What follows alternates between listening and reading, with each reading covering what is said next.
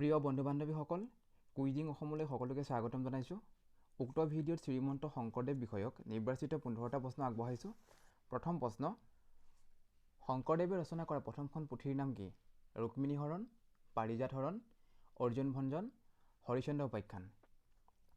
শুদ্ধ উত্তৰটো হৈছে হৰিশ্চন্দ্ৰ উপাখ্যান। চৰিত পুথিৰ মতে গুৰুজনাই হৰিশ্চন্দ্ৰ উপাখ্যানৰ জৰিয়তে কাপকাঠি আৰম্ভ কৰিছে। হৰিশ্চন্দ্ৰ উপাখ্যান কাব্যৰ কাহিনীভাগ মাৰ্কণ্ডেয় পুৰাণৰ 7ম আৰু 8ম অধ্যায়ৰ আধাৰত ৰচিত। হৰিশ্চন্দ্ৰ উপাখ্যান এখন কৰুণ ৰসপ্ৰধান কাব্য। 1468 চনত মাত্ৰ 19 বছৰ বয়সতে শংকৰদেৱে বৰদোৱাত সপ্তবৈকুণ্ঠৰ চিত্ৰপট আঁকি পৰিৱেশন কৰা ভাওনা সদৃশ অনুষ্ঠানটো কি আছিল? ওজাপালি, সত্ৰীয়া নৃত্য, চিহ্নযাত্ৰা, অংকীয়া নাট। আৰু শুদ্ধ উত্তৰটো হৈছে চিহ্নযাত্ৰা।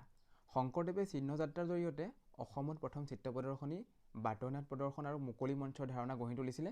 চিহ্নযাত্ৰাত প্ৰথম মুখাশিল্পৰো প্ৰয়োগ হৈছিল। মুকলি মঞ্চ অৱতাৰণা হৈছিলে। চিহ্নযাত্ৰাৰ কোনো লিখিত ৰূপ এতিয়ালৈ উদ্ধাৰ হোৱা নাই। তৃতীয় প্ৰশ্ন, 1470 চনৰ ফাগুনৰ পূৰ্ণিমাত শ্ৰীমন্ত শংকৰদেৱে বৰদোৱাত কোনটো উৎসৱৰ পাতনি মেলিছিল? শংকৰ উৎসৱ, দৌল উৎসৱ, জন্মাষ্টমী, পালনাম। আৰু ইয়াৰ শুদ্ধ উত্তৰটো হ'ল দৌল উৎসৱ।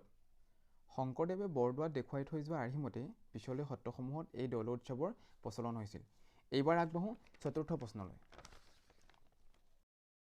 চতুৰ্থ প্ৰশ্ন, শংকৰদেৱৰ ৰচিত প্ৰথমখন অংকীয়া নাটৰ নাম কি? ৰুক্মিণী হৰণ, পাৰিজাত হৰণ, ৰাম বিজয়, পত্নীপ্ৰসাদ। আৰু ইয়াৰ শুদ্ধ উত্তৰটো হৈছে পত্নীপ্ৰসাদ। পত্নীপ্ৰসাদৰ কাহিনীভাগ ভাগৱতৰ 10ম স্কন্ধৰ পৰা লোৱা হৈছে।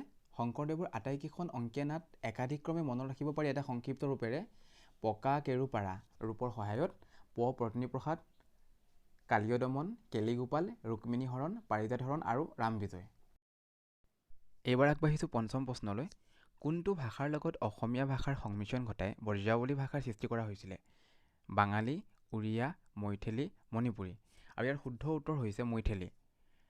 ব্ৰজাৱলী ভাষা হ'ল পঞ্চদশ-ষষ্ঠদশ শতাব্দীত মহাপুৰুষ দুজনে সৃষ্টি কৰা আৰু ব্যৱহাৰ কৰা এক ধৰণৰ সাহিত্য ভাষা বিশেষ। অংকীয়া নাট আৰু বৰগীত ৰচনাত এই সংমিশ্ৰিত ভাষাটো প্ৰয়োগ কৰা হৈছিল। ব্ৰজাৱলী বৈষ্ণৱসকলে সৃষ্টি কৰা এটা কৃত্ৰিম সাহিত্যিক ভাষা। শংকৰ মাধৱৰ ঐতিহাসিক তৰ্কযুদ্ধ আৰম্ভ হৈছিল মাজুলীৰ ধোৱাহাট বেলগুৰিত 1522 চনত। শংকৰ মাধৱৰ মিলনক কি বুলি অভিহিত কৰা হয়? কাকতালীয় সংযোগ, দৈবিক সংযোগ, মণিকাঞ্চন সংযোগ, ওপৰৰ এটাও নহয়। শুদ্ধ উত্তৰটো হৈছে মণিকাঞ্চন সংযোগ। 7 নম্বৰ প্ৰশ্ন, কোনে শংকৰ মাধৱৰ প্ৰথম মিলনক মণিকাঞ্চন সংযোগ আখ্যা দিছিল? জ্যোতিপ্ৰসাদ আগৰৱালা, লক্ষ্মীনাথ বেজবৰুৱা, বিষ্ণুপ্ৰসাদ ৰাভা, বাণীকান্ত কাকতি। আৰু ইয়াৰ শুদ্ধ উত্তৰ হ'ল লক্ষ্মীনাথ বেজবৰুৱা। আপোনালোকে জানি থওক যে ৰসৰাজ লক্ষ্মীনাথ বেজবৰুৱাই 1912 চনত শ্ৰী শংকৰদেৱ আৰু 1916 চনত শ্ৰী শ্ৰী শংকৰদেৱ আৰু মাধৱদেৱ নামৰ দুখন জীৱনী গ্ৰন্থ ৰচনা কৰিছিল। পৰৱৰ্তী প্ৰশ্ন, বৰগীতক ডক্টৰ বাণীকান্ত কাকতিয়ে নবেল নাম্বাৰছ, কালিৰাম মেধিয়ে ছংছ অফ চেলাষ্টিয়েল আখ্যা দিছিল? কোনে বৰগীতক হলি ছং আখ্যা দিছিল? লক্ষ্মীনাথ বেজবৰুৱা, বিষ্ণুপ্ৰসাদ ৰাভা, ভূপেন হাজৰিকা, দেৱেন্দ্ৰনাথ বেজবৰুৱা। আৰু ইয়াৰ শুদ্ধ উত্তৰ হ'ল দেৱেন্দ্ৰনাথ বেজবৰুৱা। পৰৱৰ্তী প্ৰশ্ন, শংকৰদেৱৰ বিৰচিত প্ৰথম বৰগীতটি কি আছিল? শুনো শুনো ৰে সুৰ বৈৰী প্ৰমাণা, গোপালে কি গতি কৰিলে, পাৱে পৰি হৰি কৰোঁ কাতৰি, মন মেৰি ৰাম চৰণেহি লাগো। আৰু ইয়াৰ শুদ্ধ উত্তৰটি হৈছে মন মেৰি ৰাম চৰণেহি লাগো। আপোনালোকৰ জ্ঞাতাৰ্থে জনাই থওঁ যে শংকৰদেৱে প্ৰথমবাৰ তীৰ্থভ্ৰমণ কৰোঁতে 1490 চনত বদৰিকাশ্ৰমত উপস্থিত হৈ প্ৰথম বৰগীতটি মন মেৰি ৰাম চৰণেহি লাগো ৰচনা কৰিছিল। আধ্যাত্মিক ভাৱ, তাৰ উপযোগী মাৰ্জিত ভাষা আৰু স্বৰ্গীয় ৰাগযুক্ত ব্ৰজাৱলী ভাষাত ৰচিত প্ৰাচীন গীতক বৰগীত বোলা হয়।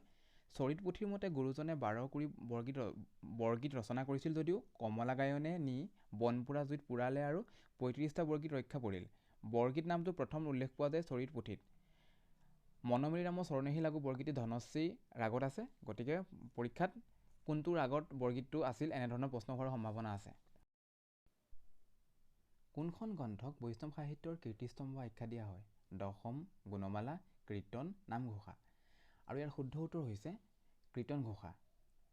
কীৰ্তন শংকৰদেৱৰ কাব্য প্ৰতিভাৰ শ্ৰেষ্ঠ নিদৰ্শন। কীৰ্তন ঘোষাত সৰ্বমুঠ 29টা খণ্ড আছে।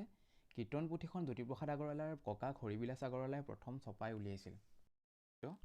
শংকৰদেৱৰ ৰচিত একমাত্ৰ সংস্কৃত পুথি ভক্তি ৰত্নাকৰ কোনে অসমীয়ালৈ অনুবাদ কৰিছিল? ৰামচৰণ ঠাকুৰ, মাধৱদেৱ, হেম সৰস্বতী, ৰাম সৰস্বতী। আৰু ইয়াৰ শুদ্ধ উত্তৰ হ'ল ৰামচৰণ ঠাকুৰ। ৰামচৰণ ঠাকুৰ মাধৱদেৱৰ ভাগিনীয়েক আছিল।